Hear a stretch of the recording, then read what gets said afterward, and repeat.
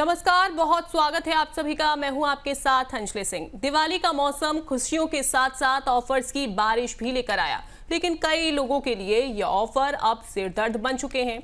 Mobile, TV, home appliances, हर जगह discount देखकर हमने खर्च तो कर दिए, लेकिन अब जब क्रेडिट कार्ड का बिल आया तो होश उड़ गए।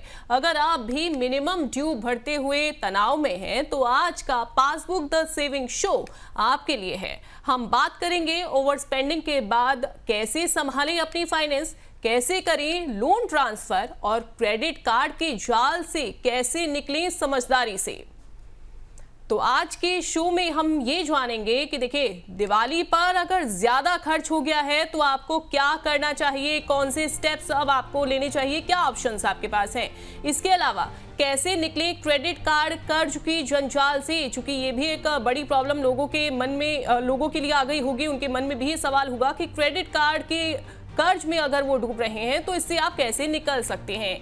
क्या बैलेंस ट्रांसफर वाकई मददगार होता है, इसके बारे में भी हम बात करेंगे। और साथ ही हम ये भी जानेंगे ओवर स्पेंडिंग के बाद कैसे मजबूत करें सेविंग्स, क्योंकि ये भी बहुत एक बड़ा सवाल है कि अगर ओवर स्पेंडिंग हो गई है लेकिन इसके बाद आप अपनी सेविंग्स को किस तरीके से मजबूत कर सकते हैं। लेकिन उससे पहले हम जानते हैं भोपाल की मुकुल की कहानी, जो त्योहारों के उत्साह में खर्च तो कर बैठी लेकिन अब पछता रही हैं। भोपाल की रहने वाली मुकुल ने दिवाली से पहले जमकर ऑनलाइन शॉपिंग की। आधी कीमत पर टीवी तो 20,000 के डिस्काउंट पर आईफोन मिल रहा था। ऐसे में मुकुल खुद को रोक नहीं पाई। क्रेडिट कार्ड था तो हिचक भी नहीं थी, लेकिन जब दिवाली के मैसेज के बीच उन्हें बैंक से क्रेडिट कार्ड का 1,20,000 का बिल देखा तो मुकुल टेंशन में आ गईं, क्योंकि उनकी सैलरी बस 50,000 ही थी और बिल 2 गुना। मुकुल जैसी स्थिति आपकी भी हो सकती है। आइए समझते हैं कि अगर ओवर स्पेंडिंग हो गई है तो इसका बिल चुकाने के कौन से तरीके हो सकते हैं। तो देखिए, ऐसी स्थिति आपकी भी हो सकती है, क्योंकि फेस्टिव सीजन में कई बार हम ओवर स्पेंडिंग कर देते हैं। अब क्रेडिट कार्ड से हम खर्च तो करते हैं, ईएमआई हम भरते हैं, लेकिन कई बार ये हमारे लिए जी का जंजाल बन जाता है। आज हम इसी के बारे में बात करने वाले हैं। आज हमारे साथ मौजूद हैं पर्सनल फाइनेंस एक्सपर्ट और कंप्लीट सर्कल के मैनेजिंग पार्टनर अंकुश पाहुजा जी, जो आपको ये बताएंगे कि कैसे ओवर स्पेंडिंग के जंजाल से बाहर निकला जाए। अंकुश जी, बहुत स्वागत है आपका।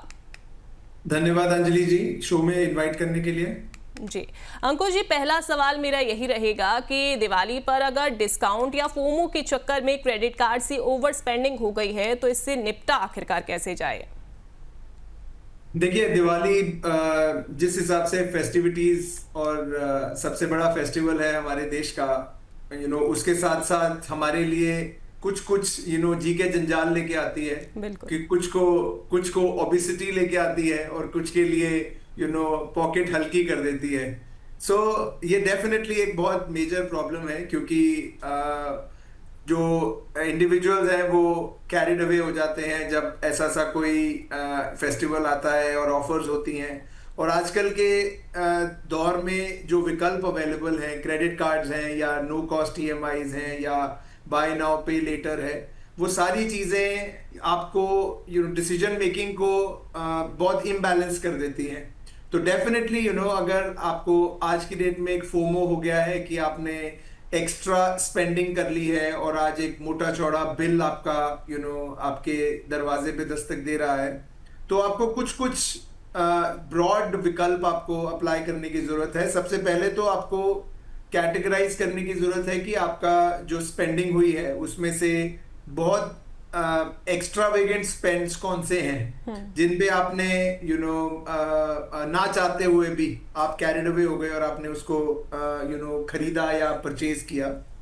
तो आपको उस चीज को कैटेगराइज करके आपको एक बजट बनाने की जरूरत है कि आपके करंट इनकम स्टेटस में से आप कौन सी payment at the moment right now आप कर पाएंगे और कौन सी पेमेंट आपको थोड़ी सी डिले करके करनी है।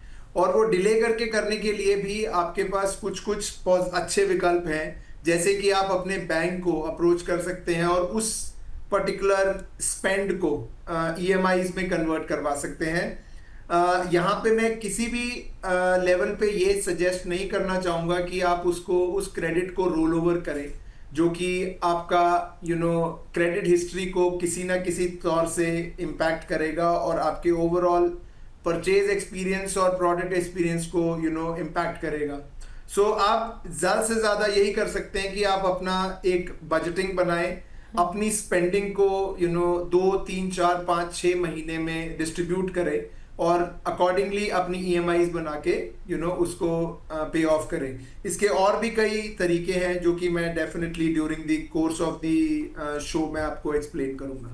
बिल्कुल, तो आपने ये जो तरीका है बहुत ही स्मार्ट वे में बता तो दिया सर, लेकिन अगर ओवर स्पेंडिंग अगर किसी ने की है तो सबसे पहले अगर हम ये भी समझें कि आखिरकार इसकी क्या मेन रीजंस रहते हैं ओवर स्पेंडिंग से, वो भी हमारे दर्शकों को बताइएगा। साथ ही नो कॉस्ट ईएमआई और इंस्टेंट कैशबैक कई बार ये ऑफर्स हमें दिखते हैं, और एड ऑन डिस्काउंट में क्या किसी तरीके के कोई हिडन चार्जेस छुपे होते हैं?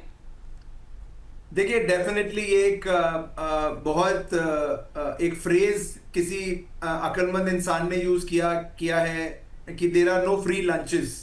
सो कोई भी अगर ऑप्शन या ऑफर आपको दी गई है उसके अंदर डेफिनेटली कुछ ना कुछ हिडन है, और एक जो ग्राहक है उसको इस चीज के बारे में कंप्लीट इंफॉर्मेशन अंडरस्टैंडिंग बना के ही उस पर्टिकुलर प्रोडक्ट को सब्सक्राइब करना चाहिए।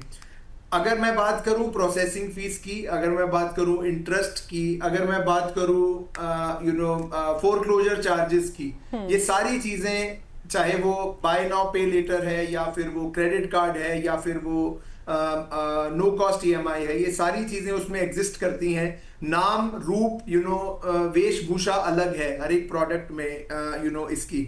सो आपको ये चीज के बारे में अंडरस्टैंडिंग बनानी बहुत जरूरी है कि अगर आप इमोशनल परचेजेस कर रहे हैं, अगर आप बाय नाउ पे लेटर के ट्रैप में जा रहे हैं, तो आप ये अंडरस्टैंड करें कि आपको कॉस्ट बेनिफिट एनालिसिस में आपको क्या बेनिफिट मिल रहा है और आप उसकी क्या कॉस्ट पे कर रहे हैं। जैसे कि मैं एक एग्जांपल लेना चाहूंगा, आपने 1 लाख रुपए का एक प्रोडक्ट खरीदा, उसमें आपको 2000 रुपए का कैशबैक मिल रहा है, जिसके बदले में वो आपको 1500 या 1000 रुपए की एक प्रोसेसिंग फीस चार्ज कर रहे हैं। तो आप वो 1000 रुपए के ट्रैप में, जो कि 1% है आपके ओवरऑल बोरोइंग का, उस 1000 रुपए के ट्रैप में आप अपने आप को एक ईएमआई ट्रैप में डाल रहे हैं या फिर एक प्रोडक्ट की इंपल्स परचेज कर रहे हैं, जिसका हो सकता है कि आपको पेमेंट करना आपके लिए मुश्किल हो जाए और बाद में आप एक डेट ट्रैप में फंस जाए। सो हर एक टाइम पे, किसी भी टाइम पे कोई सब्सक्रिप्शन आपने करनी है या आपने कोई डिसीजन लेना है, तो उसकी टर्म्स एंड कंडीशंस अच्छे से पढ़ना बहुत जरूरी है और कॉस्ट बेनिफिट एनालिसिस करना बहुत जरूरी है, तभी आप अपना एक डिसीजन लीजिए या प्रोडक्ट परचेज करिए। बिल्कुल। सर, आपने डेट ट्रैप की बात की, इसी से जुड़ा हुआ अगला मेरा सवाल रहेगा कि अगर मान लीजिए किसी ने बहुत ज़्यादा ओवर स्पेंडिंग कर दी है इस फेस्टिव सीजन में, तो क्या अगर अगले महीने एक्स्ट्रा सोर्स से पैसों का इंतजाम अगर हो जाए तो ऐसे में मिनिमम ड्यू भरना क्या समझदारी है या फिर किसी तरीके का डेट ट्रैप है? देखिए, कंप्लीटली मिनिमम ड्यू पे करना एक गलत ऑप्शन नहीं है। Minimum due is just postponement of your bill. लेकिन आप ये चीज अंडरस्टैंड करिए कि अगर आप एक इंपल्सिव परचेजर हैं, आपने कुछ इंपल्सिव बाइज आज करी हैं, तो हो सकता है अगले महीने भी जब आपका कैश फ्लो आ रहा है तब भी आप कुछ इंपल्सिव परचेजेस कर लें और ये वाला जो बिल ड्यू है ये फिर पेंडिंग रह जाए। तो मिनिमम ड्यू पे करने से सबसे बड़ी प्रॉब्लम यही है कि आप अपनी जो डेट रीपेमेंट है उसको पोस्टपोन कर रहे हैं, उसको खत्म नहीं कर रहे हैं। तो मैं तो ये कहूंगा कि अगर आपके पास आज बिल रीपे करने का विकल्प या पैसा नहीं है, तो आप एक चीज अंडरस्टैंड करिए कि आपके पास एग्जिस्टिंग कई बारी कुछ फिक्स डिपॉजिट्स होते हैं जो कि एक कम रेट ऑफ इंटरेस्ट पे चल रहे होते हैं। मैं आपसे एक एग्जांपल शेयर करूंगा। मैं एक निवेशक के पास बैठा था और वो कुछ 30-40 लाख रुपए की फिक्स डिपॉजिट्स बुक करके रखी हुई थी उसने, जिसका एवरेज रेट ऑफ इंटरेस्ट चल रहा था 6%। और उसने साइमल्टेनियसली एक 2 व्हीलर का लोन लिया हुआ था 4 लाख रुपए का, क्योंकि एक राइडर है, वो मोटरसाइकिल चलाते हैं। 4 लाख रुपए का लोन लिया हुआ था 13% पर। सो मैंने जब उनकी पूरी पर्सनल फाइनेंस हिस्ट्री चेक करी तो मैंने सबसे पहले उनको ये विकल्प दिया कि आप इस लोन को अपनी जो लो इंटरेस्ट बियरिंग एफडीज हैं उससे आप रीपे करिए ताकि आपकी ईएमआई का बर्डन आपके ऊपर कम हो। तो ये बहुत जरूरी है निवेशक को अपने ओवरऑल असेसमेंट करना कि आपके एग्जिस्टिंग लोन्स किस रेट पे चल रहे हैं, आपके करंट जो आप पोस्टपोनमेंट की बात कर रहे हैं या मिनिमम पेमेंट की बात कर रहे हैं उसके ऊपर आपको क्या ब्याज लगेगा। बहुत सारे यूजर्स को इसके बारे में नहीं आइडिया है कि क्रेडिट कार्ड का जो रेट ऑफ इंटरेस्ट है वो 3% महीना है, जो कि 36% साल का होता है। ये बहुत एक्सेसिव बर्डन है रेट ऑफ इंटरेस्ट का। तो आप ओवरऑल इवैल्यूएशन करके आप डिसीजन लीजिए कि कहां पे आपको बेहतर होता है। मिनिमम रीपेमेंट एक बहुत आसान विकल्प है और ये जरूरी नहीं है जो आसान है वो उम्दा है। बिल्कुल बिल्कुल सही कहा आपने कि ऐसा ज़रूरी नहीं है कि जो आसान है वो उम्दा है। लेकिन सर जो आपने अभी जिक्र किया कि जो रेट ऑफ इंटरेस्ट होता है क्रेडिट कार्ड का वो बहुत ज़्यादा होता है, लेकिन ये इंटरेस्ट क्या किसी तरीके से कंपाउंड होकर रकम बढ़ा भी सकता है? देखिए, compound at the end of the day, अगर मैं एग्जाम्पल के तौर पे बताता हूँ, 1 लाख रुपए आपका आउटस्टैंडिंग है और उसके ऊपर आप अगर 5,000 रुपए मिनिमम रीपेमेंट करते हैं जो कि 5% होती है अमूमन, तो आपका एक साल में आपका जो 1 लाख ड्यू है वो करीबन 1.5 से 2.25 लाख रुपए बन जाता है। तो आपकी जो आउटस्टैंडिंग है, देखिए क्रेडिट कार्ड के ऊपर 2 टाइप के इंटरेस्ट लगते हैं, एक लेट पेमेंट चार्जेस लगते हैं और एक नॉन पेमेंट चार्जेस लगते हैं। नॉन पेमेंट इंटरेस्ट होता है और लेट पेमेंट होता है कि आपने कोई पैसा दिया ही नहीं। जो मिनिमम ड्यू अमाउंट है वो आपकी लेट पेमेंट चार्जेस को अवॉइड करती है, इंटरेस्ट को अवॉइड नहीं करती है। तो आपका इंटरेस्ट का मीटर उसी दिन से चालू हो जाता है जिस दिन आपने मिनिमम पेमेंट करी। दैट मीन 36% सालाना आपके ऊपर ब्याज लगाना शुरू हो जाता है। 1 लाख के पीछे आप करीबन 36,000 रुपया ब्याज दे देंगे, जो कि आपके ओवरऑल ड्यू अमाउंट को 1.5 गुना कर देगा। तो ये दोनों तरीके से आपको इम्पैक्ट करता है। बिल्कुल। और सर कई बार ऐसा भी होता है कि लोग पर्सनल लोन के चक्कर में पड़ते हैं या फिर बैलेंस ट्रांसफ़र भी एक टर्म है, तो balance transfer versus personal loan कौन सा ऑप्शन सबसे ज़्यादा बेहतर रहता है? कई बार तो हमने ये भी सुना है कि टेलीकॉलर बैलेंस ट्रांसफ़र के लिए टीजर रेट भी देते हैं। इसके पीछे क्या सच्चाई है, क्या ट्रुथ है, और साथ ही बैलेंस ट्रांसफ़र का प्रोसेस क्या है और प्रोसेसिंग ट्रांसफ़र फीस इसकी आखिरकार क्या रहती है? देखिए अंजलि जी, बैलेंस ट्रांसफर या पर्सनल लोन, मेरे को अगर कोई एक स्मार्ट निवेशक या स्मार्ट यूजर हो, मैं उसको ये सलाह दूंगा कि अगर आपका 1 लाख रुपए का ड्यू अमाउंट है तो आप सबसे पहले तो उसका बैलेंस ट्रांसफर करवाइए अपने दूसरे क्रेडिट कार्ड से। ये स्मार्ट विकल्प है, ये अगर आप स्मार्टली यूज करेंगे तभी आपको इस चीज का बेनिफिट होगा, अदरवाइज नहीं। 3 महीने के लिए आपको एक बैलेंस ट्रांसफर का ऑप्शन दिया जाता है जो कि ट्रांसफरी बैंक होता है, जो आपका जो आउटस्टैंडिंग अमाउंट है उसको खरीदता है। तो 3 महीने तक आपके ऊपर कोई ब्याज नहीं पड़ता है। जनरली अमूमन एक क्रेडिट कार्ड आपको 50 दिन का क्रेडिट पीरियड देता है और बैलेंस ट्रांसफर के केस में आपको 90 दिन का पीरियड मिलता है जो कि इंटरेस्ट फ्री होता है। 90 दिन के बाद एक स्मार्ट यूजर क्या करे कि वो एक पर्सनल लोन ले। क्यों? क्योंकि एक पर्सनल लोन का जो रेट ऑफ इंटरेस्ट है वो क्रेडिट कार्ड के रेट ऑफ इंटरेस्ट से ऑलमोस्ट हाफ है या उससे भी कम है। अगर आपका पास्ट ट्रैक रिकॉर्ड या क्रेडिट हिस्ट्री अच्छी है तो आपको करीबन 14 से 15% तक आपको ब्याज पे पर्सनल लोन मिल जाएगा। तो कहने का विकल्प ये है कि आज आपका 1 लाख रुपए अमाउंट ड्यू है, आपने उसको 3 महीने के लिए बैलेंस ट्रांसफर से उसको पोस्टपोन किया और उसके बाद आपने उसका एक पर्सनल लोन में उसको कन्वर्ट कर दिया जिसका ब्याज ऑलमोस्ट हाफ है और आपने उसको ईएमआई में बना लिया। जो ईएमआई अमाउंट है वो अमूमन देखा गया है, स्टैटिस्टिक्स ये बोलते हैं कि वो रीपे हो जाती है। क्रेडिट कार्ड का जो लमसम ड्यू है वो हमेशा या तो रोल ओवर किया जाता है या उसमें डिफॉल्ट होता है। अगर आपकी एक ईएमआई अमाउंट बन जाएगी जो कि एक छोटी अमाउंट होगी, क्योंकि जनरली पर्सनल लोन 18 महीने 36 महीने तक के पीरियड का मिल जाता है, एक छोटी अमाउंट होगी, आप अपनी रीपेमेंट इजीली कर पाएंगे। तो दोनों विकल्प अच्छे हैं लेकिन उसको बहुत स्मार्टली यूज करने का की जरूरत है। अब मैं आपको कॉस्ट के ऊपर बताता हूँ। डेफिनेटली जो बैलेंस ट्रांसफर है या फिर एक पर्सनल लोन है उसको भी सब्सक्राइब करने के लिए एक कॉस्ट पे करी जाती है। वो बैंक टू बैंक डिफर करती है, ऑफर पीरियड्स में डिफर करती है, तो इसके ऊपर एग्जैक्ट अमाउंट यहाँ पे मैं रेफर नहीं कर पाऊंगा। और सेकेंडली रेट ऑफ इंटरेस्ट जो टीजर रेट दिया जाता है वो भी बैंक टू बैंक डिफर करता है, और वो सिर्फ एक निवेशक को या यूजर को अट्रैक्ट करने के लिए दिया जाता है ताकि वो एक बैलेंस ट्रांसफर में आए। और क्रेडिट कार्ड का तो ओवरऑल प्रोसेस गेम प्लान ही यही है कि वो ज्यादा से ज्यादा यूजर्स बनाए और उसमें डिफॉल्ट रेट अगर उनका बढ़ जाए तो उनका ब्याज की कमाई की जाए बैंक की तरफ से। बिल्कुल, तो ये ऑप्शन सबसे ज़्यादा बेहतर रहता है और क्रेडिट कार्ड को सही तरीके से अगर आप यूज़ करेंगे तो ये आपके लिए बिल्कुल बेहतर विकल्प जो है वो साबित हो सकता है। सर, क्रेडिट कार्ड पर ईएमआई कन्वर्जन विकल्प भी मिलता है, ये ऑप्शन भी दिया जाता है, इसका किस तरीके से यूज़ होता है, किस तरीके से इसे यूज़ करें, और क्या इसमें बिल एक मुश्त होता है वैसे चुकाएं या फिर कोई और ऑप्शन भी इसमें दिया जा सकता है?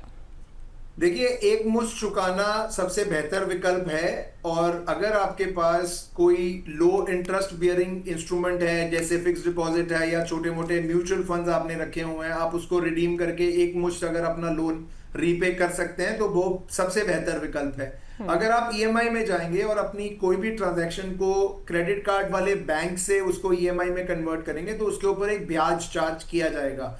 वो ब्याज अमूमन ब्याज से बहुत कम होता है, वो करीबन पर्सनल लोन का ब्याज होता है करीबन 14 से 18% तक का। जहां पे भी आप बेस्ट नेगोशिएट कर सके अपने बैंक के साथ, वो आप नेगोशिएशन के साथ उसको ईएमआई में कन्वर्ट करें, क्योंकि स्टैट से बताते हैं कि ईएमआई वाला पैसा ड्यू टाइम पे कर दिया जाता है, जो कि एक लमसम क्रेडिट कार्ड का ड्यू होता है, उसमें डिफॉल्ट ज्यादातर देखा गया है। जी सर, लेकिन क्या इसमें किसी तरीके का फोरक्लोजर जो चार्जेस होते हैं क्या वो भी इसमें लगते हैं, और कितने लगते हैं अगर लगते हैं तो? किसी भी टाइप की ईएमआई या आप लोन में कन्वर्जन करवाएंगे अपना आउटस्टैंडिंग, उसमें डेफिनेटली एक मिनिमम टाइम पीरियड डिफाइन करा जाएगा, 3 महीने 6 महीने, depend on the bank as well as the arrangement. आपको फोरक्लोजर चार्जेस देने पड़ेंगे, और फोरक्लोजर चार्जेस 2% से लेके 6% तक रेंज कर सकते हैं ऑफ द प्रिंसिपल आउटस्टैंडिंग। बिल्कुल सर, अगर एक से ज़्यादा क्रेडिट कार्ड हैं किसी के पास में, चूँकि ऐसा हमने देखा भी है कि लोग एक से ज़्यादा कई बार क्रेडिट कार्ड रखते हैं, तो ऐसे में पेमेंट प्रायोरिटी कैसे तय करनी चाहिए? ज़्यादा ब्याज वाला कर्ज चुकाएं या फिर ज़्यादा बैलेंस वाला चुकाएं? साथ ही ये भी आप बताइए कि लेट फीस और ओवर लिमिट पेनल्टी से किस तरीके से बचाव हो सकता है, किस तरीके से इससे बचना चाहिए? देखिए, ये जो आपने विकल्प 2 बताए हैं, ज्यादा ब्याज वाला या ज्यादा आउटस्टैंडिंग, ये दोनों बाय प्रोडक्ट्स हैं, एक दूसरे के ऊपर निर्भर करते हैं। तो मेरे हिसाब से तो अगर क्रेडिट कार्ड का आउटस्टैंडिंग है तो उसका ब्याज तो ज्यादा है ही है, तो आपके पास जो अवेलेबल कैश है, ज्यादा ब्याज वाले को आप पहले रीपे करें और उसके बाद जो आपका ज्यादा बैलेंस आउटस्टैंडिंग है उसको रीपे करें।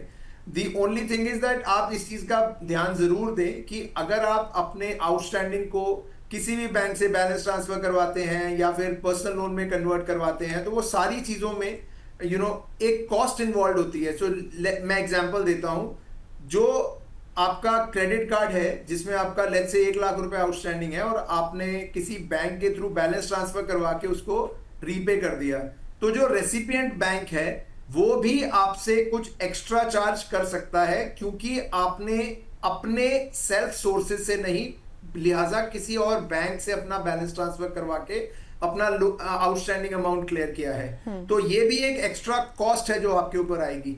सो अमूमन देखा गया है कि 1000 रुपए से लेके 2000 रुपए प्लस जीएसटी आपके ऊपर चार्ज अप्लाई किया जाता है फ्रॉम द रेसिपिएंट बैंक, और जो बैलेंस ट्रांसफर वाला बैंक है वो भी अपने चार्जेस ले रहा है। तो आप ओवरऑल ये असेसमेंट जरूर करें कि आपकी आउटस्टैंडिंग वर्सेस ये जो कॉस्ट है, ये आप जो जुगलबंदी बनाने की कोशिश कर रहे हैं उसमें आप कॉस्ट कहीं ज्यादा तो नहीं दे रहे। तो इसका मतलब है आप 5000 10,000 रुपए मिनिमम रीपेमेंट करके अपनी पेमेंट को 1 महीना और एक्सटेंड कर लीजिए और उसके बाद पे कर दीजिए। सो आपको सारे विकल्प इवैल्यूएट करने की जरूरत है और उसके बाद एक डेफिनेटिव डिसीजन लेने की जरूरत है।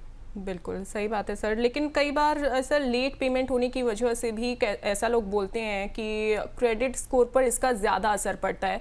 तो ये मैं आपसे ही समझना चाहूँगी कि अगर लेट पेमेंट हो या फिर ओवर यूटिलाइजेशन हो, मिनिमम ड्यू का क्रेडिट स्कोर पर किस तरीके से असर पड़ता है? साथ ही यूटिलाइजेशन 30% से अगर अधिक रखनी है तो इसकी क्या अहमियत है? अंजलि जी, लेट पेमेंट से क्रेडिट स्कोर एक या दो बार अगर आपकी पेमेंट लेट होती है या डिले होती है या नहीं जाती है तो उसका क्रेडिट स्कोर के ऊपर इमीडिएट असर नहीं है। लेकिन अगर आप ये एक हैबिट, एक निवेशक एक हैबिट बना लेता है कि वो हमेशा अपना आउटस्टैंडिंग रोल ओवर कर रहा है, एक बैंक से दूसरी तरफ लेके जा रहा है या मिनिमम ड्यू रीपे कर रहा है, तो डेफिनेटली ये एक ट्रेंड बन जाता है और डेटा साइंटिस्ट इसको इमीडिएटली आपके क्रेडिट स्कोर के ऊपर इम्पैक्ट करवाते हैं और ये एक सिग्निफिकेंट इम्पैक्ट है। ऐसा नहीं है कि ये 5-7 पॉइंट्स आपके ड्रॉप होंगे, ये it can lead to a 50 to 100 points drop also, क्योंकि क्रेडिट कार्ड का जो लोन है वो अनसिक्योर्ड लोन है और अनसिक्योर्ड लोन के ऊपर अगर डिफॉल्ट होता है तो आपकी ओवरऑल क्रेडिट स्कोर के ऊपर मेजर इम्पैक्ट है। सर, एक और चीज़ मैं आपसे यहाँ समझना चाहूँगी, क्योंकि कई बार लोग ये कहते हैं कि मैंने कई बार ऐसी सिचुएशन भी देखी है कि किसी के पास ऑलरेडी उनका अच्छी सेविंग चल रही हैं, सारी चीज़ें अच्छी हैं, वो अपना डेबिट कार्ड से चीज़ें खरीदते भी हैं, लेकिन वो बजाय इसके वो क्रेडिट कार्ड भी रखते हैं। उनका कहना ये है कि ये क्रेडिट कार्ड से आप चीज़ें खरीदिए, उसके बाद EMI इसमें बनवा लीजिए और बाद में क्या होता है कि आपको लोन मिलने में आसानी होती है। सर, ये किसी तरीके का कोई मिथ है या फिर आप अगर आपके पास सेविंग्स हैं, आप खरीदारी कर सकते हैं डेबिट कार्ड से, तो आप क्रेडिट कार्ड मत रखिए? देखिए, इसके बहुत सारे रीजंस हैं। अगर आपके पास एक हेल्दी क्रेडिट हिस्ट्री है वो आपको लोन लेने में हेल्प करेगा। अगर आपके पास जीरो क्रेडिट हिस्ट्री है तो आपको इन फ्यूचर लोन लेने में बहुत दिक्कत का सामना कर सकते हैं आप। जैसे कि लेट्स सपोज एक नया फ्रेशर है जो कि अभी रिसेंटली जॉब में गया है, 1-1.5 साल उसको हो गया लेकिन उसने कोई लोन नहीं लिया, उसके पास उसकी सैलरी आ रही है और वो यूज कर रहा है और सडनली ही decides to buy a car. अब वो एक गाड़ी खरीदने के लिए एक एजेंसी में या बैंक में जाते हैं और वो लोन के लिए अप्लाई करते हैं। क्योंकि वो एक 1-1.5 साल के एक्सपीरियंस वाला फ्रेशर है, उसका कोई क्रेडिट रिकॉर्ड नहीं है, क्रेडिट हिस्ट्री नहीं है, हैंसफोर्थ बैंक उसको लोन देने में हिचकिचाएगा। सो अमूमन ये देखा गया है कि बैंक ये विकल्प देता है कि आप एक क्रेडिट कार्ड बनवा लीजिए जो कि एक fixed deposit backed credit card होगा, जिससे आपका 3-6 महीने का एक क्रेडिट ट्रैक रिकॉर्ड बन जाएगा। आप उस पर स्पेंडिंग करिए और आप उसकी रीपेमेंट टाइम से करिए, आपका एक ट्रैक रिकॉर्ड बन जाएगा और आपको हम लोन देने में आसानी हो जाएगी। सो क्रेडिट हिस्ट्री का ना होना एक नेगेटिव बात है, क्रेडिट हिस्ट्री का बुरा होना उससे भी नेगेटिव बात है। बिल्कुल। सो एक efficient credit history is mandatory. So overall sense में एक इन्वेस्टर को या एक यूजर को एक अवेयर यूजर होने की बहुत जरूरत है, रादर देन बीइंग नेग्लिजेंट और ओवर स्पेंडिंग करना। बिल्कुल सही कहा आपने सर, लेकिन क्या ये ज़रूरी है, क्योंकि आपने कहा कि ये ऑप्शन दिया जाता है कि आप क्रेडिट कार्ड जो हैं वो बनवा लीजिए। अगर मान लीजिए किसी ने डेबिट कार्ड से ही EMI बनवाई है और छोटा सा किसी ने लोन लिया है, किसी मोबाइल के ऊपर ही चलिए मानते हैं हम लोन ले लिया है, तब भी क्या किसी तरीके का कोई असर पड़ता है या फिर वो लोन मिलने में उसे ईजी हो जाएगा, क्योंकि उसने पहले से ही डेबिट कार्ड पे जो लोन है वो ले रखा होता है और सही टाइम पर उसने अपनी EMI भी भर दी है? देखिए, ये जो डेबिट कार्ड के अगेंस्ट जो आपका परचेजेस हैं ये बाय नाउ पे लेटर में कंसिडर करी जाती हैं, तो इसके अंदर डिफॉल्ट रेट्स बहुत कम होते हैं बिकॉज आपके बैलेंसेस और आपके क्रेडिट हिस्ट्री या बैंक रिलेशनशिप को देख के आपको ये ऑफर्स दी जाती हैं। सो ये एक बड़ा ऑपोजिट ऑप्शन है रादर देन एक क्रेडिट कार्ड की मैं बात करूं। सो ये जो इनिशियली भी क्रेडिट हिस्ट्री बनाने के लिए जो क्रेडिट कार्ड भी ऑफर करते हैं जनरली बैंक्स, वो एक fixed deposit backed credit card होता है जो कि एक सिक्योर्ड क्रेडिट कार्ड की तरह ऑपरेट करता है, rather than unsecured credit card जो कि मैं और आप एज अ यूजर यूज करते हैं आज की डेट में किसी भी बैंक की तरफ से। सो ओवरऑल सेंस में क्रेडिट हिस्ट्री बनाना बहुत बहुत जरूरी है किसी भी टाइप के लोन के लिए, और कोई भी अगर आप क्रेडिट कार्ड यूज कर रहे हैं उसकी रीपेमेंट टाइम पे करना उससे भी ज्यादा जरूरी है, क्योंकि आने वाले समय में अगर आप बड़े लोन्स के लिए अप्लाई करते हैं तो विदाउट और inefficient credit history will lead to a major problem for you in future. बिल्कुल बिल्कुल, और कई बार तो क्रेडिट स्कोर जो है वो लोगों का इतना ज़्यादा ख़राब हो जाता है कि बाद में उनको लोन मिलने में भी बहुत ज़्यादा परेशानी आती है, इसलिए अपना क्रेडिट स्कोर जो है वो आप अच्छा बना कर रखिए। सर, एक चीज़ मैं कहना भूल गया यहाँ पे, वो मैं ये कहना चाहूँगा कि बहुत सारे लोग अपना अकाउंट जो है वो सेटल करवा लेते हैं बैंक्स के थ्रू, जो कि उनकी एक कुछ अमाउंट की आउटस्टैंडिंग अमाउंट होती है और वो कम अमाउंट देने के चक्कर में वो अपना एक आउटस्टैंडिंग को सेटल करवा लेते हैं। ये सबसे ज्यादा नेगेटिव है आपके किसी भी क्रेडिट हिस्ट्री में। जो ये सेटल्ड अमाउंट है ये आपके क्रेडिट हिस्ट्री में या सिबिल में हमेशा के लिए रिफ्लेक्ट करेगा, और ये हमेशा आपको हॉन्ट करेगा कि आपके ओवरऑल क्रेडिट स्कोर में 50-100 पॉइंट ड्रॉप दिखाएगा। तो ये भी सर आपने बहुत अच्छी बात बताई है, क्योंकि एक बार हुआ ये था, क्योंकि मुझसे भी किसी ने पूछा था कि क्रेडिट स्कोर को आप कैसे ठीक करवा सकते हैं और साथ ही क्या इसको पैसा देकर भी ठीक करवाया जा सकता है। तो ये आपने बहुत अच्छी बात बताई है। सर अपनी चर्चा को हम जारी रखेंगे, लेकिन अब हम ये जान लेते हैं कि आप अगर कोई सवाल पूछना चाहते हैं तो देखिए आप अपना सवाल कैसे पूछ सकते हैं। बहुत ही आसान सा तरीका है, आपको अपने व्हाट्सएप पर जाना है, पास आपको लिखना होगा, पासबुक का ये शॉर्ट फॉर्म है, पास लिखिए, अपना सवाल टाइप करिए और उसके बाद भेज दीजिए 9354027995। इस नंबर पर आप अपना सवाल भेज सकते हैं। इसके अलावा आप यूट्यूब के जरिए, फेसबुक के जरिए, एक्स हैंडल के जरिए भी आप अपना सवाल भेज सकते हैं। तो देखिए द बोनस की अलग अलग प्लेटफॉर्म पर सवाल भी हमारे पास आ गए हैं। उनमें से कुछ दर्शकों के सवालों को हम शामिल कर लेते हैं। दिल्ली से दिनेश अग्रहरी हैं, उनका पूछना है कि मेरे 2 क्रेडिट कार्ड अपने आप बंद हो गए हैं। एक मैंने एड्रेस चेंज करने पर रिसीव नहीं कर सका और दोबारा अप्लाई भी नहीं किया। दूसरा काफ़ी दिन इनएक्टिव रहने पर कंपनी ने बंद कर दिया। इससे मेरे क्रेडिट स्कोर पर क्या असर पड़ेगा सर? दिनेश जी, आपको सबसे पहले ये चेक करने की जरूरत है कि आपके जो क्रेडिट कार्ड की लिमिट थी वो भी क्लोज हो गई है या सिर्फ इनएक्टिविटी की वजह से आपके ये क्रेडिट कार्ड्स आपके तक नहीं पहुंचे या वो बैंक के पास पड़े हैं। अगर तो आपकी क्रेडिट जो आउटस्टैंडिंग है या फिर आपकी जो लिमिट है वो भी जीरोवाइज हो गई है तो आपको फिक्र करने की कोई जरूरत नहीं है। आप अपने नए क्रेडिट कार्ड अप्लाई करके अपना एक नया क्रेडिट ट्रैक बना सकते हैं। पुराने क्रेडिट कार्ड्स के लिए आपको कोई एक्शन लेने की जरूरत नहीं है।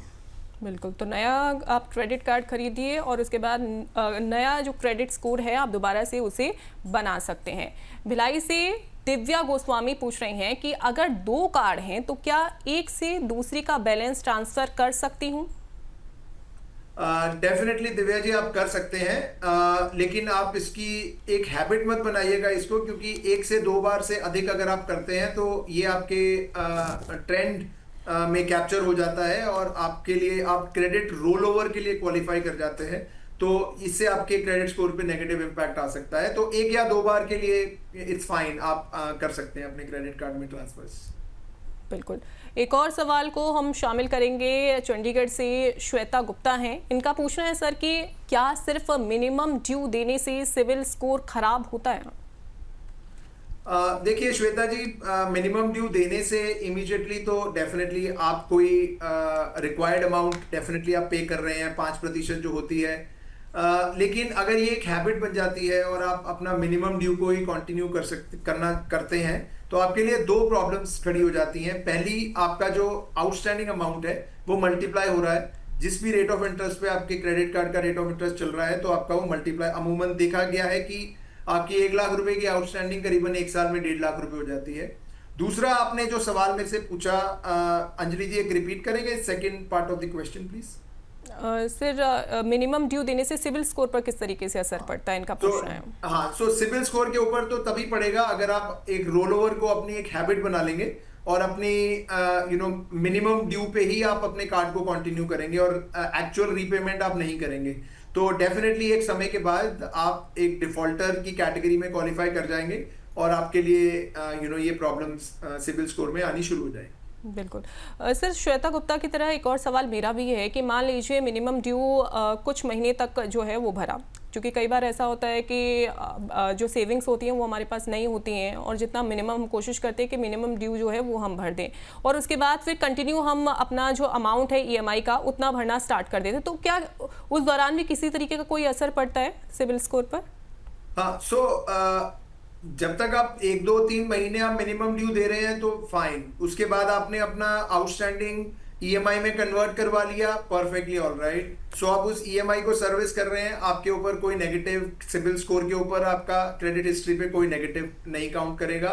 जैसे ही आप अपने आउटस्टैंडिंग पे डिफॉल्ट करेंगे या फिर ईएमआई पे डिफॉल्ट करेंगे, वो भी 1 या 2 ईएमआई के लिए आपके ऊपर कोई इंपैक्ट नहीं आएगा, आपके साथ फॉलो अप चलेगा। जैसे ही आपकी 3-4 ईएमआई डिफॉल्ट होती हैं तो वो आपके सिबिल स्कोर के ऊपर कंप्लीटली नेगेटिव इंपैक्ट देगा। बिल्कुल सर, मैं लौटती हूँ आपके पास और अब चलते हैं अपने साथी अभिषेक गुप्ता के पास और जानते हैं कि देश में ऑनलाइन और ऑफलाइन क्रेडिट कार्ड पेमेंट कितनी तेजी से बढ़ा है। Thank you Anjali. स्पेंडिंग करना अच्छी बात है, लेकिन ओवर स्पेंडिंग करना कभी कभी सेहत के लिए नुकसानदेह साबित हो सकती है। साल दर साल हम लोगों ने देखा है कि स्पेंडिंग की जो हैबिट है वो लोगों की बड़ी है और क्रेडिट कार्ड यहाँ पर बहुत बढ़िया जरिया यहाँ पर बनकर उभर आया है। एक तरह से ल्यूक्रेटिव ऑफर्स जो क्रेडिट कार्ड की ओर से दिए जाते हैं वो एक तरह से बज रहे हैं। कुछ आंकड़े आपके सामने हम लोग पेश करते हैं यहाँ पर ऑफलाइन और ऑनलाइन जो स्पेंडिंग की गई है क्रेडिट कार्ड के जरिए, जैसे कि आप समझ सकते हैं कि साल दर साल यहाँ पर स्पेंडिंग जो है वो कैसे बढ़ी है। अगस्त 2023 में अगर आप देखेंगे तो ऑनलाइन की अगर बात करें तो फिर 95 लाख करोड़ रुपए की spending online e commerce websites पे की गई है सामान को खरीदने के लिए। और वहीं अगर ऑफलाइन की अगर बात करेंगे तो 52 लाख करोड़ रुपए यहाँ पर एक तरह से क्रेडिट कार्ड से स्पेंड किए गए हैं। अगस्त 2024 में 105 लाख करोड़ रुपए यहाँ पर ई कॉमर्स पे क्रेडिट कार्ड के जरिए स्पेंड किए गए हैं, जो कि वहीं ऑफलाइन की अगर बात करेंगे तो 63 लाख करोड़ रुपए की स्पेंडिंग की गई है क्रेडिट कार्ड की ओर से। उसके बाद अगस्त 2025 की अगर बात करें तो 118 लाख करोड़ रुपए क्रेडिट कार्ड से यहाँ पर स्पेंड किए गए हैं ई कॉमर्स पर। और वहीं ऑफलाइन की अगर बात करेंगे तो यहाँ पर भी इजाफा हुआ है। अगर देख सकते हैं ईयर और ईयर बेसिस पे 72 लाख करोड़ रुपए ऑफलाइन यहाँ पर एक तरह से खरीदारी की गई है क्रेडिट कार्ड की ओर से। तो इसकी कई सारी वजह भी हो सकती है, जैसे कि हम लोग यहाँ पर डिस्कस भी कर रहे हैं, लेकिन मेन वजह होती है कि क्रेडिट कार्ड में जो ल्यूक्रेटिव ऑफर्स दिए जाते हैं क्रेडिट कार्ड कंपनी की ओर से, उसकी वजह से लोग जो होते हैं वो अपनी स्पेंडिंग बढ़ाते हैं। हालांकि वो देखते नहीं कभी कभी कि वो उनकी रिक्वायरमेंट या उनके नीड्स में शामिल है भी कि नहीं, लेकिन वो खरीद लेते हैं क्योंकि ऑफर्स बहुत अच्छे होते हैं। इस चीज़ को थोड़ा सा अगर कंट्रोल करें, पेपर पेन लेके अगर उसकी लिस्ट बनाएं, जो चीज़ें ज़रूरी हैं वो खरीदें तो ज़्यादा अच्छा होगा। और दूसरी चीज़ यहाँ पर ये है कि एक तरह से जो आप क्रेडिट कार्ड से स्पेंड करते हैं उसकी पेमेंट अगर आप टाइमली करें तो वो ज़्यादा अच्छा होगा, जिससे कि आपका जो क्रेडिट स्कोर है वो भी काफ़ी अच्छा रहेगा। तो ये है इस क्रेडिट कार्ड और ऑफलाइन और ऑनलाइन की पूरी कहानी। Over to you Anjali. शुक्रिया अभिषेक। और इन 3 सालों में हमने देखा डेटा के जरिए कि किस तरीके से ओवर स्पेंडिंग हो रही है, या यूँ कहें क्रेडिट कार्ड से जो खर्चा है किस तरीके से ऑनलाइन और ऑफलाइन बढ़ता जा रहा है। सर, अगर मैं इस डेटा की बात करूं जो अभिषेक ने बताया कि लगातार ये जो डेटा है वो बढ़ता जा रहा है ऑनलाइन और ऑफलाइन, और साथ ही इसमें काफ़ी लोग फंसते भी जा रहे हैं, इसके पीछे की आखिरकार क्या वजह है? देखिए अंजलि जी, इस डेटा को देखने के 2 पहलू हैं। ये डेटा जो बढ़ रहा है, चाहे वो ऑफलाइन या ऑनलाइन स्पेंडिंग में बढ़ रहा है, ये हमारे देश की प्रोग्रेस को दर्शाता है कि हम कैसे डिजिटल स्पेंडिंग या फिर ई कॉमर्स या ऑनलाइन शॉपिंग की तरफ अग्रसर हो रहे हैं। लेकिन डेफिनेटली अगर हम ये स्पेंडिंग करने के साथ साथ हम डेट या मिनिमम पेमेंट के ट्रैप में फंस रहे हैं, तो ये एक बड़ा कॉज ऑफ कंसर्न है। हमको इस चीज को अवॉइड करने के लिए जो भी यूजर्स हैं उनको क्रेडिट कार्ड के या डेट ट्रैप के बारे में एक नॉलेज एनहांसमेंट सेशंस करने चाहिए, उनको अवेयर करवाना चाहिए, एजुकेट करवाना चाहिए कि अगर वो इस ब्लेसिंग को एज अ ब्लेसिंग यूज करेंगे या क्रेडिट कार्ड को एज अ ब्लेसिंग यूज करेंगे तो बहुत सारे बेनिफिट्स वो अपने लिए क्रिएट कर सकते हैं। जैसा कि क्रेडिट कार्ड्स में रिवॉर्ड पॉइंट्स का बेनिफिट है, या फिर उन रिवॉर्ड पॉइंट्स को आप ऑनलाइन शॉपिंग के लिए या ट्रैवल के लिए कन्वर्ट कर सकते हैं। सो ये एक बहुत बढ़िया विकल्प है अगर आप उसको एफिशिएंटली यूज करें। अगर आप इनएफिशिएंटली यूज करेंगे और आप इमोशनल परचेजेस करेंगे तो आपके लिए ये एक डेट ट्रैप और एक मेजर परचेज ट्रैप बन जाएगा, जो कि आप जिससे बाहर आना बहुत मुश्किल हो जाएगा, क्योंकि आप एक लोन को रीपे करने के लिए दूसरा लोन लेंगे और हमेशा उसको सर्विस करने में लगे रहेंगे और अपने गोल्स को अचीव करने में आप फिसलते रहेंगे। So one way this data is very very supportive. Other way अगर इसको हम नेग्लिजेंट तरीके से इसमें हम शॉपिंग करते हैं तो definitely it's a cause of concern. बिल्कुल बिल्कुल सही कहा आपने सर। और ये भी समझना ज़रूरी है, जैसा कि अभिषेक भी बोल रहे थे, कि ये हमें समझना होगा कि ऑफर्स के चक्कर में ना पड़ें। जो हमारे लिए ज़रूरी है वही सिर्फ उसी को आप जो शॉपिंग है उसकी कर सकते हैं, उसी को लेकर आप अपनी जो लिस्ट है वो बना सकते हैं सर। लेकिन कई बार हम रिवॉर्ड्स के चक्कर में फंस जाते हैं, कैशबैक के चक्कर में फंस जाते हैं और ओवर स्पेंडिंग कर डालते हैं। अब ऐसे में स्पेंड टू सेव का लालच कितना ज़्यादा लोगों पर भारी पड़ सकता है। साथ ही अगर इसके लिए कार्ड पर लिमिट सेट करनी है या फिर सेल्फ लिमिट, कौन सा ऑप्शन बेहतर है कि कार्ड पर लिमिट सेट कर लें या फिर सेल्फ लिमिट? देखिए अंजलि जी, कार्ड पे लिमिट सेट करने से तो उसका सारा लिमिट को अनसेट करना या एनहांस करना वो यूजर के हाथ में ही होता है। हमको डेफिनेटली एक सेल्फ लिमिट, जो कि एक लाइफ टाइम लिमिट हमारे ऊपर हमको सेट करने की जरूरत है। सबसे पहला कदम होता है पर्सनल फाइनेंस में, जिसको हम बजटिंग बोलते हैं। तो अगर आप उस पहले स्टेप को एफिशिएंटली परफॉर्म करेंगे, जिसको मैं कहूंगा कि आप अपने इनकम और एक्सपेंडिचर को, जो कि एक बेसिक मैथमेटिक्स से आप कैलकुलेट कर सकते हैं, अगर आप अपने इनकम और एक्सपेंडिचर्स को अच्छे से मैनेज करेंगे और प्लस आप हमेशा सरप्लस में रहेंगे, ना कि डेफिसिट में रहेंगे, तो आपको किसी भी प्रॉब्लम को फेस करना कभी भी आप नहीं फेस करेंगे। क्योंकि ये प्रॉब्लम तभी आती है जब आपकी इनकम कम है और आपके एक्सपेंडिचर ज्यादा है। तो अगर आपके पास 100 रुपए कमाई के हैं और आप 80 रुपए खर्चा कर रहे हैं, तो आपके पास 20 रुपए मंथ ऑन मंथ एक्यूमुलेट हो रहे हैं, जो कि आप इस ओवर स्पेंडिंग की सिचुएशन में खर्च कर सकते हैं। लेकिन अगर आप 100 रुपए कमा रहे हैं और 150 रुपए का खर्चा कर रहे हैं, तो भगवान ही बचा सकता है इस सिचुएशन से आपको। मैं भी इसमें होऊंगा तो मैं खुद भी फंस जाऊंगा। सो आपको इंटेलिजेंट होने की जरूरत है। इसमें हमने कोई रॉकेट साइंस नहीं है कि हमने अपनी बजटिंग को एफिशिएंट बनाना है। ये प्लस माइनस का गेम है। अगर आप उसको पहले दिन कर लेंगे तो लॉन्ग टर्म के लिए आपको बेनिफिट ही होगा। बिल्कुल बिल्कुल sir. Credit card cash advance लेना, इस पर कितना ज़्यादा ये महंगा पड़ सकता है और इस पर इंटरेस्ट तुरंत लगता है या फिर 50 दिनों का किसी तरीके का कोई ग्रेस पीरियड इसमें होता है? नहीं, ये एक रूथलेस इंटरेस्ट है। जैसे जिस दिन से आप विड्रॉल लेंगे, क्रेडिट कार्ड से कैश विड्रॉल लेंगे, उस दिन से आपके ऊपर ये ब्याज चालू हो जाएगा। इसमें कोई भी आपके लिए इंटरेस्ट फ्री पीरियड नहीं है। लिहाजा अगर आप परचेज करते हैं तो आपको मैक्सिमम 50 डेज का इंटरेस्ट फ्री पीरियड मिलता है। तो ये तो एक और ज्यादा नेगेटिव चीज है क्रेडिट कार्ड में। इससे बेहतर रहेगा कि आप अपने किसी मित्र से पैसे उधार ले लें, ताकि वो आपको ब्याज नहीं चार्ज करेगा। और ब्याज आपको, जैसे मैंने बताया, 3% महीना ब्याज बहुत ज्यादा होता है। बिल्कुल बिल्कुल सर। बाय नाउ पे लेटर का भी आपने जिक्र किया था स्टार्टिंग में ही, और बाय नाउ पे लेटर और क्रेडिट कार्ड में से कौन सा लोगों के लिए कम नुकसानदायक हो सकता है, और दोनों में से लेट फीस या फिर penalty structure credit card history पर किस तरीके से असर पड़ता है? देखिए, क्रेडिट कार्ड में आपको 50 दिन का इंटरेस्ट फ्री पीरियड मिल रहा है। बाय नाउ पे लेटर एक रिफॉर्म्ड वे ऑफ ईएमआई है, जहां पे आपको फोरक्लोजर चार्जेस भी अप्लाई होते हैं और आपके ऊपर सब्सक्रिप्शन चार्जेस भी आते हैं, जिसको हम प्रोसेसिंग फीस के नाम से बोला जाता है। तो इनमें से अगर विकल्प की अगर आप कोई सवाल कर रहे हैं, तो क्रेडिट कार्ड एक बेहतर विकल्प है। रीपेमेंट आपने दोनों में करनी है, लोन आप दोनों में ले रहे हैं। The only thing is shape और साइज का डिफरेंस है दोनों में। आप बाय नाउ पे लेटर में इमीडिएटली ईएमआई देंगे, क्रेडिट कार्ड में आपको 50 दिन का इंटरेस्ट फ्री पीरियड मिल सकता है, जिसको एंजॉय करने के बाद आप लमसम में रीपे करेंगे। और उसके बाद भी आपके पास एक विकल्प है कि आप उसको आउटस्टैंडिंग को ईएमआई में कन्वर्ट करवा लें through the phone banking of that particular bank. बिल्कुल। कुछ दर्शकों के सवाल भी सर हमारे पास आ गए हैं अलग अलग प्लेटफॉर्म से, उन सवालों को हम शामिल कर लेते हैं।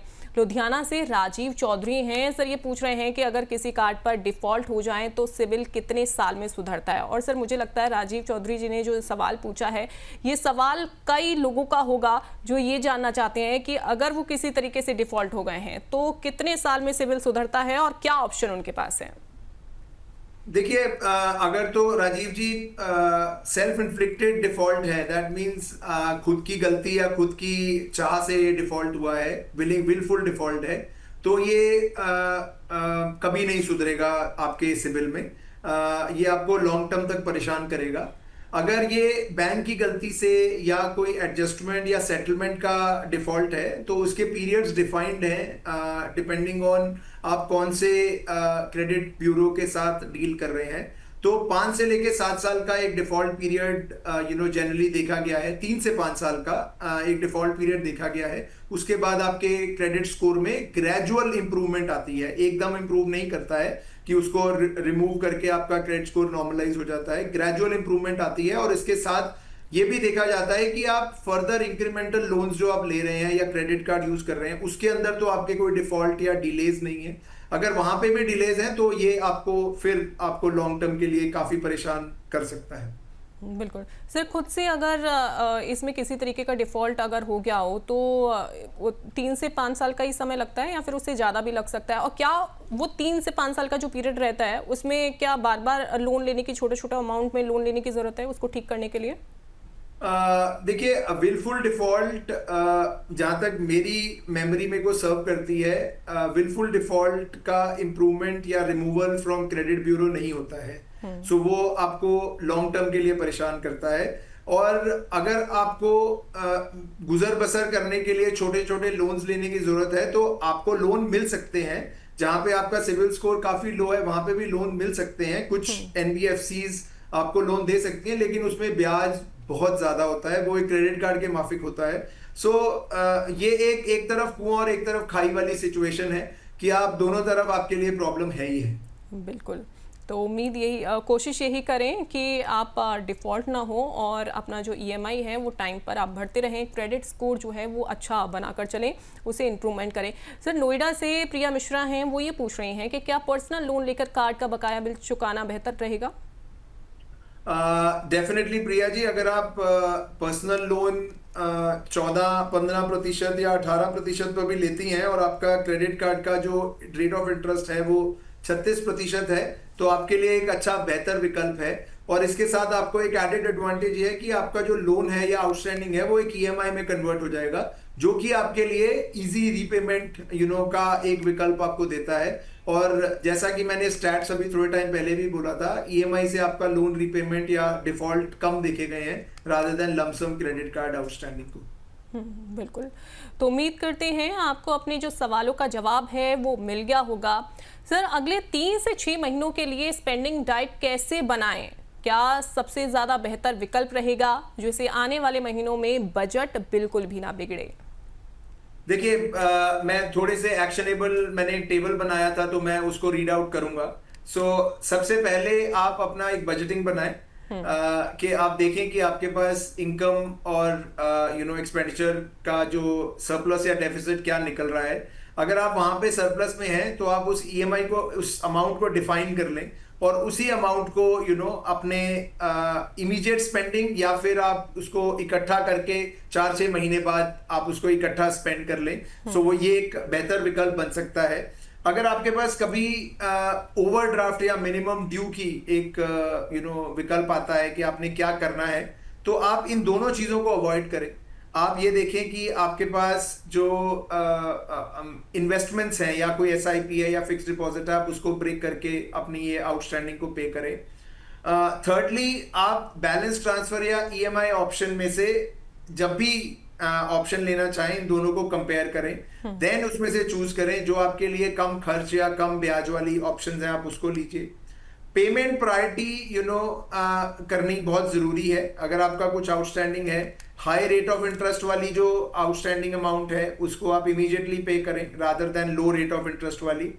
एक इमरजेंसी प्लान जरूर बनाएं जो कि आपकी टॉप सेविंग्स हो, जो आपके लिए इन केस आपका यहाँ पे एक आउटस्टैंडिंग है क्रेडिट कार्ड के ऊपर, वेराइज कोई इमरजेंसी आ जाती है, आपका क्रेडिट कार्ड नहीं चल रहा है, तो आप उस इमरजेंसी फंड से अपनी इमरजेंसीज को ऑनर कर सकते हैं। और सिर्फ अगर आप स्टेप नंबर 1 को प्रॉपरली फॉलो करेंगे और अप्लाई करेंगे तो आई डोंट थिंक सो कि आपको कभी स्पेंडिंग डाइट की जरूरत पड़ेगी। वो आपको आपकी लाइफ के हर एक स्टेज के ऊपर हेल्प करेगी और आपके लिए एफिशिएंट इन्वेस्टमेंट प्लान बनाएगी और एफिशिएंट स्पेंडिंग प्लान बनाएगी। बिल्कुल, तो इस तरीके से आप अपनी जो प्लानिंग है वो कर सकते हैं, और ख़ास तौर पर अगर आप क्रेडिट कार्ड का इस्तेमाल कर रहे हैं तो कोशिश करिए कि सही समय पर आप अपनी जो EMI है वो भरते रहें, क्रेडिट स्कोर आप अच्छा बना कर रखें, ताकि आगे अगर आपको कभी फ्यूचर में लोन लेने की ज़रूरत पड़ रही है तो आपको आसानी से लोन मिल जाए। सर बहुत शुक्रिया आपका। Thank you Anjali ji. Thank you sir. तो दिवाली की रौनक अगर आपके कार्ड स्टेटमेंट में बोझ बन गई है तो डरिए नहीं, सीखिए स्मार्ट खर्च की समझ। याद रखिए, क्रेडिट कार्ड दुश्मन नहीं है, आपकी फाइनेंस का आईना है। समझदारी से इस्तेमाल करें और बचत को अपनी नई आदत बनाएं। फिर मिलेंगे अगले हफ्ते हम पासबुक द सेविंग शो में नई सलाह और स्मार्ट सेविंग टिप्स के साथ। नमस्कार।